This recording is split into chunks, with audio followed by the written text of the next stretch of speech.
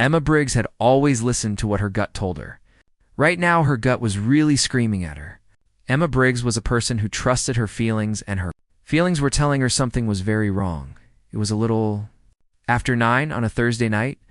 When she finished her shift at Rosie's Diner on Michigan Avenue, her feet hurt a lot from carrying plates for 7 hours. She smelled like coffee and bacon grease because of her apron. Her ponytail was a mess by the hour. She was really tired of working at Rosie's Diner on Michigan Avenue. She was really tired, the kind of tired that goes all the way to her bones. Everything felt a little weird because of it. All she wanted to do was get to her car and drive home. Then she wanted to eat something. Whatever Priya had left in the fridge. She was looking forward to eating whatever Priya had cooked. The parking garage that is attached to the office building next to the diner is where most of the staff park their cars because the parking garage is covered and it is free to park after 8 at night. Emma walked through the entrance on the ground floor. She headed toward the second level of the parking garage where her old blue Honda is parked. The parking garage has lights on the level, but they are never quite bright enough for Emma. There are always lights that are flickering overhead in the parking garage, and they cast patchy yellow circles. On the concrete floor of the parking garage, the echo of Emma's footsteps always sounds a little loud. In the parking garage, she heard the footsteps 30 seconds after she walked through the door. The footsteps were behind her. They were steady. They kept pace with her. The footsteps were coming from behind her. They were very steady. Emma held the strap of her bag a little tighter. Walked really fast. The footsteps behind her got too. She turned a corner. Headed towards her car. Her heart was beating hard. It felt like it was in her throat. She was there just about 20 feet away from her car. She could see the color of her Honda under one of the lights that was still working. Emma reached into her bag to find her keys. Her fingers touched everything else instead. She felt the chapstick, some receipts, her phone, a granola bar, and 3 hair ties. She could not find her keys. She stopped walking. The footsteps just stopped too. She was not walking anymore. The footsteps stopped as well. The sound of her footsteps was gone. That was enough. Emma was taking a self-defense class at the community center every Tuesday evening for 2 years. The teacher of the self-defense class was Coach Bernadette. Coach Bernadette was a police officer who retired. Coach Bernadette kept telling Emma the thing over and over. If someone is following Emma and getting closer and closer to Emma, Emma should not wait to see what the person wants. Emma turned around fast. Emma did what Coach Bernadette taught Emma to do in the self-defense class for 6 whole months. The man was really close. To Emma, about 4 feet away. He was a guy wearing a dark coat, and he had one hand out in front of him. Emma did not stop to think about what she was doing. She just stepped in. Gave it her all, driving her knee up as hard as she could. The sound he made was not really a word. It was like a sad and quiet noise that was very low. This noise bounced off every wall in the garage made of concrete. He bent forward away. One of his hands was on his knee. The other hand was still out in front of him. In that hand, he was holding Emma's phone. The phone had a cracked screen and a case on it. There was a gold star sticker on the back of the case. Emma had put that sticker there. The light from the bulb above was shining on Emma's phone. The woman looked at the thing in front of her. She kept looking at it. The thing was just sitting there. She stared at it. The man was still bent forward. He was breathing through his teeth. She started talking. That is what she said. Then she stopped talking. Your phone is in your hand. Is that my phone? The word yes came out all funny. I dropped the thing. What am I going to do? I was holding it, and then it just slipped out of my hands. The thing is really broken now. The thing I dropped is completely damaged. The man was in the elevator. He stood up slowly like someone who is checking if they are really hurt. This man was very tall, 6 feet 2 inches, with dark brown hair that was a little messy at the front. His face was sharp and angular. He still looked calm, even though he was in a lot of pain. He had on a charcoal-colored wool coat over a dress shirt, and the top button of the shirt was not buttoned. The way he dressed and the things he had looked really expensive. Like he took a lot of time to pick them out. This made what was happening to him now even worse. The man held the phone out toward the woman again. This time the woman took the phone. "I'm really sorry," Emma said. The words did not feel like enough. "I thought you were someone." I heard footsteps. "I got scared and I did not know that you were just standing there, the person I know, and I made a mistake. A big mistake with the person I care about." "You," he said. "I am returning your property." Then he nodded once. He was still trying to breathe. "Your property was being given back to you." Emma held the phone against her chest. She was really worried. Her heart was beating fast. "Are you okay?" she asked. Then she said, "I know that is a question. You are clearly not okay. What I want to know is, do you need to see a doctor? I can call a doctor for the person who is hurt.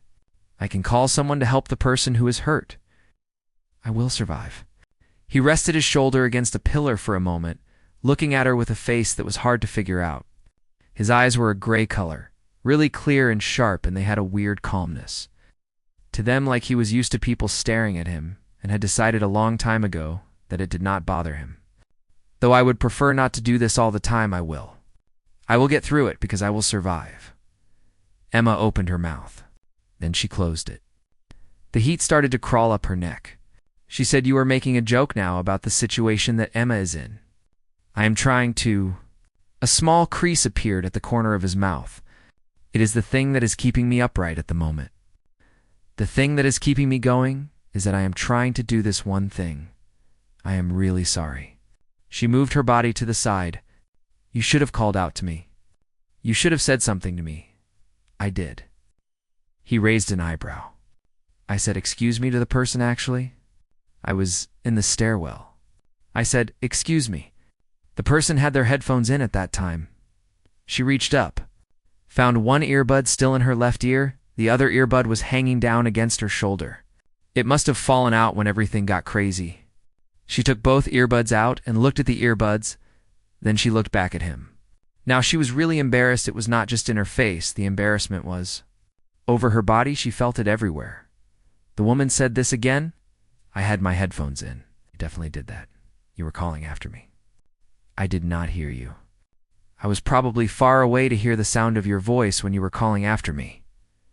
Correct? And when you finally got close enough to hand the thing back, I was really happy to have it in my hands again. The thing I am talking about is the thing that you had. I am glad that you were able to hand the thing back to me." Yes. Emma covered her face with one hand. "I am a nightmare," she said to herself, thinking that the Emma is really a nightmare. The Emma felt like the Emma was a mess. The line at the corner of his mouth got a little deeper. It looked like he was going to smile. "I would say that person is really independent and likes doing things on their own. Rather, I would go with enthusiastically self-reliant." She looked up at him. "That is a nice way to think about it," she said, referring to his generous interpretation of the situation and the fact that he had a generous interpretation of what was going on. "I am feeling okay about things right now." He stood up straight, fixed his coat, moving his shoulders a little at a time. "For the record, the way you did things was really good. You've got everything done quickly and easily. My teacher is really good. The instructor I have is very nice and helpful. I think the instructor is doing a job of teaching me things," he said clearly. Then he tilted his head a bit. "I would not tell anyone that, because they might try to bring you something you lost and they found." Emma laughed. This laugh was real. It surprised her. She tried to stop it. It came out anyway. So she pressed her lips together a way like that would make the laugh go away. When Emma laughed, something changed in his face. It got a little softer, like a light coming on in a room. Emma saw this. It was nice. The way he looked at her was not as hard as it was before. Ryan Caldwell said this. Then he held out his hand to shake hands with someone. He introduced himself as Ryan Caldwell. She gave it a shake. The man's grip was firm and brief. It was a handshake. "Emma Briggs," she said. "Emma." He said her name like he was putting it in his memory. "You must be talking about Rosie's Diner. I have had coffee at Rosie's Diner. Rosie's Diner has the coffee. On this block, that is really not a standard. The coffee shop across the street makes their coffee with water that has not had a filter in it since 2019. The coffee shop across the street is using water filters for their coffee, which is the water that has not seen a fresh filter since 2019. He looked at her for a moment. Then he laughed. It was a laugh, and it was low. He did not laugh like that often because when he did, it changed his whole face. Fair point, he said. Emma and the man stood there for a moment, feeling really awkward. They had just been through something together and did not know how to act around each other now. Emma reached into her side pocket, found her keys. She had put them there 3 days ago, totally forgotten about them. Emma held up her keys, thought to herself, "This is just great. I am so silly." The man watched Emma do this. He was quietly laughing to himself about the whole thing. The man told me I should have his phone number. He said this was in case I wanted to buy him a coffee. He said, "Allow me to give you my number in case you decide you owe me a coffee." "I really owe you a coffee." She unlocked her phone, gave it to Ryan C. He put his number in with fingers and gave it back to her. The name he put in was Ryan C., which seemed like it fit him perfectly. She thought this was much like Ryan C. He told Emma to drive safe. She said, "You too." Then she stopped talking for a moment. "Are you really sure you do not need something?" The man said, "I am fine." Then he just walked away. He had his hands in his coat pockets. He was not in a hurry. It was like he was just going for a walk in the evening. The woman watched him leave. After that, she got into her car. She sat there for a bit before she started the car engine. Priya was still awake when Emma got home. She was sitting on the couch with her legs crossed and a bowl of cereal in her hand. Priya was watching something on her laptop. When Emma walked in the door, Priya looked up at her. Away Priya saw the look on Emma's face. "What did you do to yourself? You look really different. What is going on with you?" Emma dropped her bag by the door. Then she flopped onto the couch. She said, "I need a man," and then she told me what happened. She was in a parking garage. She need a man. Emma said she'll need this man in the parking garage. Priya put her cereal down. She said, "You did that on purpose." "Yes and no. I thought the man was following me. The man was returning my phone to me." Priya looked at her, asked, "Was the guy cute?" "Priya, was he though?" Emma took out her phone, checked the contact. It was Ryan C. She thought about him. Said that Ryan C. was really dressed up. Priya used her spoon to point at the woman. She said, "That is a yes." Emma did not say a word. She placed the phone face down on the cushion next to her. Then she just looked up at the ceiling. The phone was still there, beside her. Emma was not going to pick it up. Emma was staring at the ceiling, thinking about what had happened with the phone. She sent him a message the morning. She did this because she always paid back what she owed. Also, she could not stop thinking about how he laughed. The message was easy to understand. It said, "This is Emma, from the garage. I owe you a coffee. Are you free this week?" He got back to me 40 minutes later. It was Wednesday at 2. So there is this place called Grounds on Wabash. I am going to meet the person at Grounds on Wabash. Emma got a message from someone. It was very simple. The message had a time and a place. That was it. The person who sent it seemed calm and sure of themselves. Emma read the message 2 times. Then she sent a picture of the message to Priya. Emma did not write anything with the picture. She just sent the picture of the message from her phone. Priya sent a message back. It had 11 fire emojis in it. She used the fire emojis to show how she felt. The message from Priya was very short. It only had the 11 fire emojis. The place on Wabash was really small. It felt warm inside. They had these wood tables, and the lights were not too bright, which made it feel like everything you said was a big deal. Emma got to the place at 1:58. She did not want to be late because she had to say sorry to Ryan. When she got there, Ryan was already sitting at a table in the corner. He had a coffee in front of him, and his coat was hanging over the back of his chair. The man stood up when he saw the woman. This was a surprise to her. He then pulled out the chair that was across from him. The woman had not expected him to do this either. He was being very polite to the woman. The woman was surprised by the man's actions. The woman told him that he was early. She sat down in a chair. I am always on time. He sat across from her. I have this thing where I need to be early. It is something that I do because I want to be professional, and I am always slightly late. It is a personal failing. You were on time today. The woman said she was motivated.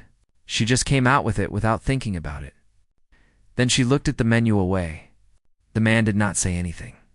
The woman got the feeling that he was happy about it inside. The coffee. Emma and the man started talking. This was the kind of conversation that Emma had not had in a long time. The man asked Emma about her work. He did not ask her about her work in an uninterested way like people usually do when they are waiting to talk about themselves. Instead, the man asked Emma about her work in a way that showed he was really paying attention to what she was saying. He even remembered things like the instructor from her self-defense class, and he asked her about that. The man really seemed to care about what Emma was saying. He went back to the things she had told him before, like the self-defense class and her instructor. She told him about Priya, about the diner where Priya works, about how Priya is saving up her money. Priya wants to take a design course online. The reason is that waitressing is not what Priya really wants to do. It was never supposed to be the plan for Priya. He listened to everything. Then he told her that he owns a company that builds things like houses and offices. He started this company when he was 26 years old. He had to borrow money from his brother Josh to get started. The first 3 years of running the property development company were really tough on him. He said that these years were very hard. For the property development company, the woman said almost, the man said that he is a stubborn person. He said this in a way it was past 4 in the afternoon by the time they left. They were standing on the sidewalk in the October air. Emma looked up at the man. She thought that the man was even more good-looking in daylight, which was really not what she wanted to think. The man was already someone Emma thought about a lot. Now, she thought the man looked even better in the daylight. The man said, "Thank you for the coffee, and thank you for not pressing charges." The corner of his mouth lifted.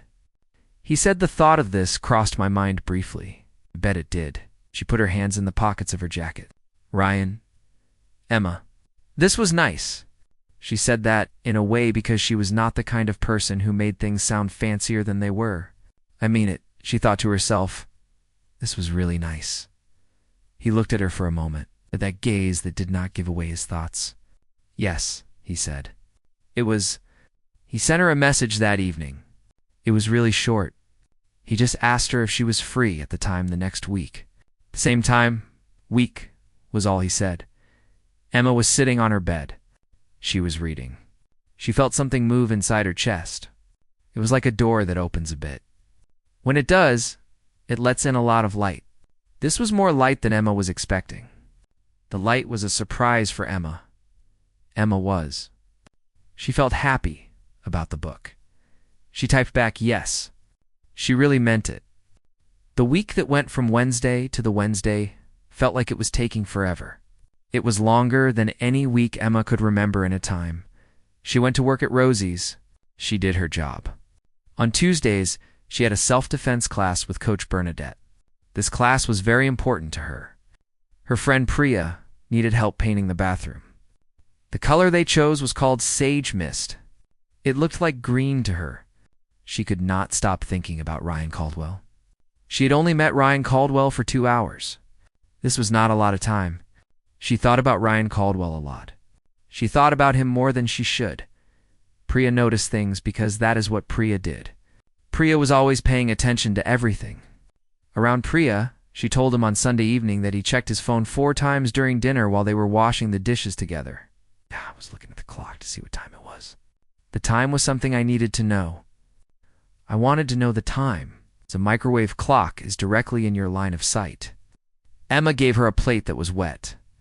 Emma said, "I have a lot going on in my mind now." Priya said that the guy's name starts with the letter R and it ends with Jan. She said this in a happy way.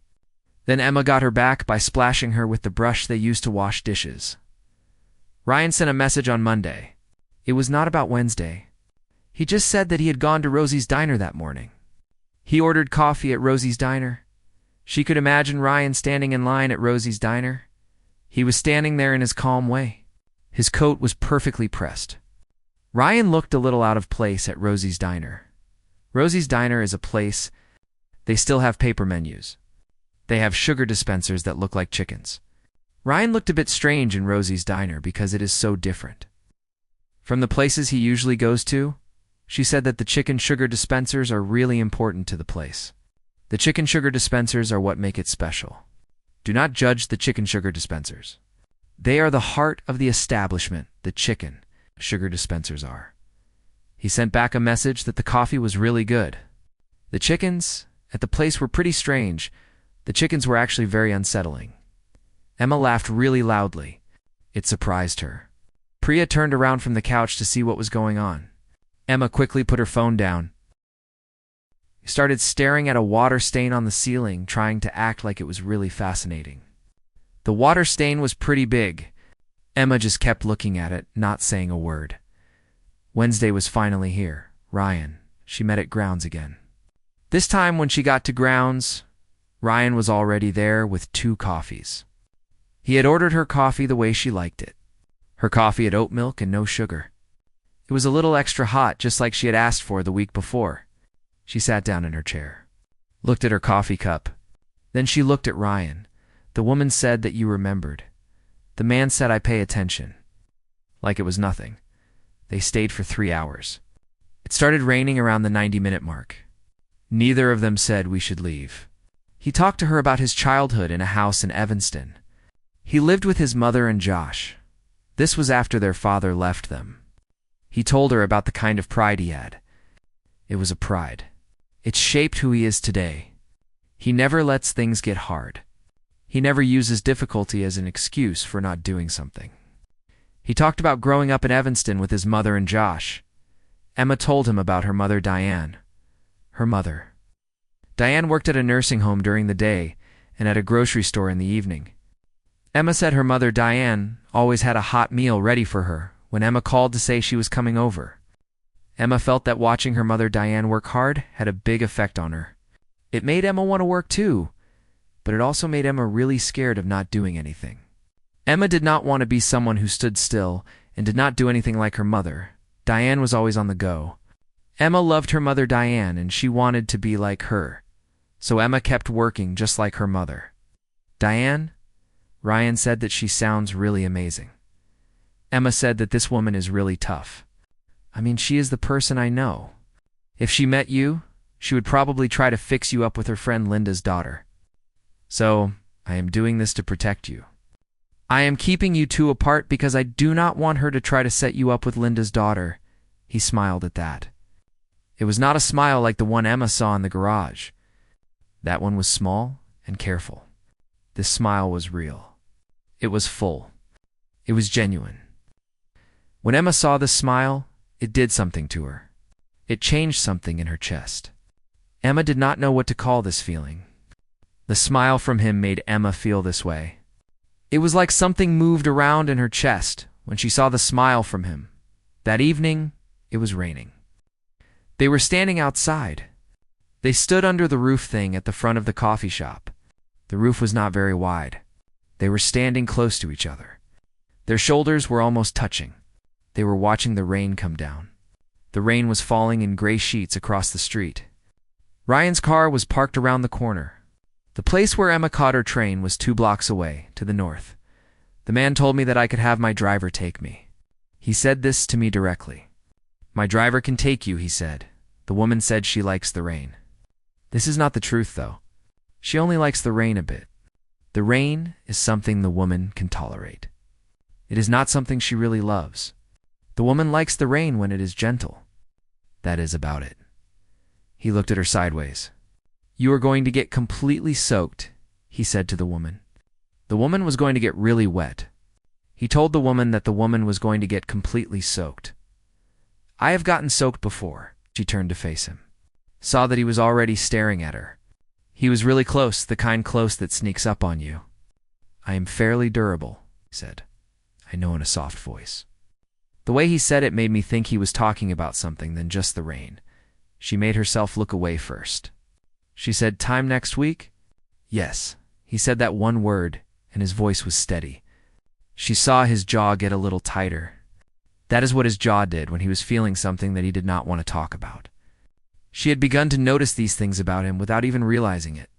She was paying attention to the way he acted when he was feeling things that he did not want to say out. His jaw tightening was one of these things. She walked out into the rain before she did something she might regret. The rain was coming down. She just had to get out of the house for a minute. She stepped out into the rain before she could do something that would be very bad. For her, the woman got completely wet by the time she reached the train platform. The woman did not mind this one bit. The train platform was where the woman was headed, and getting wet was not going to stop her from getting to the train. The woman was ready to get on the train. The Saturday Ryan actually called me instead of sending a text message. I was folding clothes at that moment. I picked up the phone on the second ring without even thinking about it. My friend Carter is having a dinner at his place tonight. It is going to be a small group of people. Carter invited Josh. He is going to be there. I think you should come to Carter's dinner tonight. Emma put the shirt she was folding down. Meeting his friends was not like having coffee. Having coffee is something that you can control. You know when it starts, and you know when it ends. Meeting his friends is like opening a door to the rest of his life. It is a deal because it is a part of his life that you do not know much about. Meeting his friends is different. From having coffee with him, she wanted to know how small the group was. There are 4 people going to be. That includes you and me. Then there is Carter and his girlfriend Nadia, and also Josh. I want you to be there, Emma. This is the truth. I am being honest. With you, she liked that about Ryan. He told her things in a way without making a big deal out of it.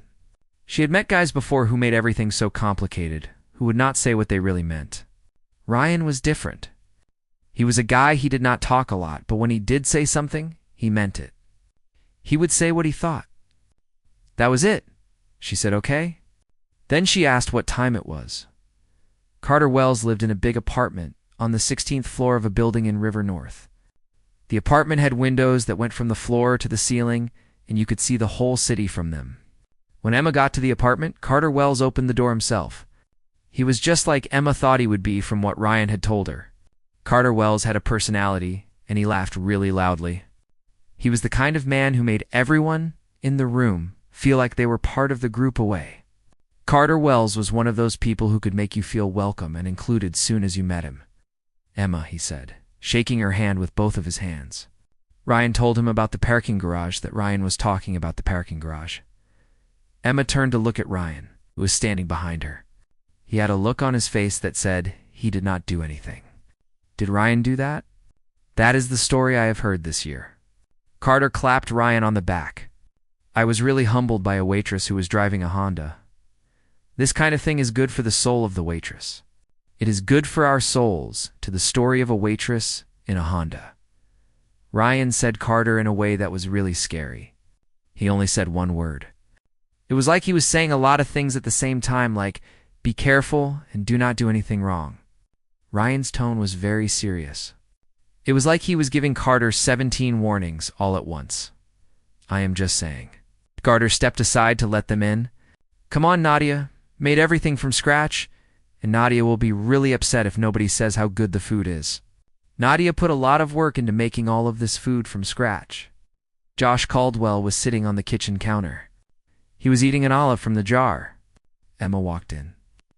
Saw him. Josh Caldwell is younger than his brother Ryan by years. Josh Caldwell has a face that looks like his brother's. It is more relaxed. He has the jaw and dark eyes, as Ryan, but his face looks happier. Josh Caldwell waved at Emma with the fork he was using to eat the olive. The man said that she is a legend, and he really means it when he says that the woman is a legend, Emma said. I do not want anyone to call me that anymore. Josh said, absolutely not. You are the person to ever knock my brother off balance. This is really something. We are having a celebration for you, because you did something that nobody else has ever done to my brother. My brother and you, that is what we are celebrating. Ryan gave Emma a glass of wine. His face showed that he felt bad about something. At the time, he looked a little amused by the people around him. It seemed like he really cared about his people with all their problems. Emma took the glass from Ryan. She thought Josh was a guy right away. She liked him a lot. She did not have any doubts. About Josh, Nadia was a quiet person, but she was also very smart and funny. She had a sense of humor, even if it was a bit dry. Nadia was an engineer, which meant she designed big things like bridges. In fact, she had designed 2 of the pedestrian bridges that Emma had walked across before. One evening, Nadia and Emma had dinner together. They talked about the design course that Emma wanted to take. Emma was trying to save up money for it. Nadia told her about a foundation that helped working adults go back to school. They gave out scholarships to people who wanted to learn things. Nadia wrote down the name of the foundation on a napkin, gave it to Emma. She did this casually, without making a big deal out of it. Emma looked at it. Then she looked at Ryan. Ryan was watching her from across the table with an expression that Emma could not fully understand. Later, Emma would think about whether Ryan had talked to Nadia before that evening. Emma never asked Ryan about it. Some things are better when Emma does not know everything about the things. After dinner, Carter put on some music. The conversation really started to flow. Josh told this story about Ryan. So Ryan was at a charity auction. He raised his hand to ask a question, but it was at the wrong time. The people running the auction thought Ryan was bidding on a hot air balloon ride. Ryan ended up getting this prize. He had to go on the hot air balloon ride over Lake Michigan. He was up in the air for 40 minutes. He was pretending that everything was fine, but really he was not. Josh said it was pretty funny, that Ryan was really nervous the whole time. The story about Ryan and the hot air balloon ride was really entertaining. It made everyone laugh. Josh said that he was not fine. Josh was really sure about this. The person in question was definitely not fine, Josh confirmed. Ryan said that he was fine. You held my arm the time. That really made me feel safe and comfortable. The time we were walking, you had your hand on my arm. I liked that you held my arm the time. It was a nice thing for you to do. You holding my arm the entire time was very thoughtful of you. For balance, we were in a basket. Emma was laughing hard and she had to put her wine glass down. Ryan was looking at her with that look again, the one she was still trying to figure out. It was warm. He was really focused on her, and a little bit his eyes were not perfectly okay. When Emma caught Ryan looking at her, he did not look away this time. Ryan just kept looking at Emma, steady and clear. Emma felt her breath stop the way it does when something big is about to happen. Carter noticed things. He really did notice everything. It was pretty funny. This was probably why Carter and Ryan had been friends for a time, like 15 whole years. Carter noticed things about Ryan that other people did not. He came up with a reason to get the others to head to the kitchen for dessert. This was done smoothly that Emma did not even notice what he was doing until it was done. She realized what happened 2 seconds later. At that point, she and Ryan were alone on the couch. The city was shining outside. The windows that went from the floor to the ceiling, the music was still playing. It was really low and soft. The rain that came earlier in the week was all gone now. The sky was dark and really clean above the city skyline. Ryan turned toward her. "Are you really happy that you came to this place with me?" She said that one word, very, and that was it. "That is good." He was quiet for a moment.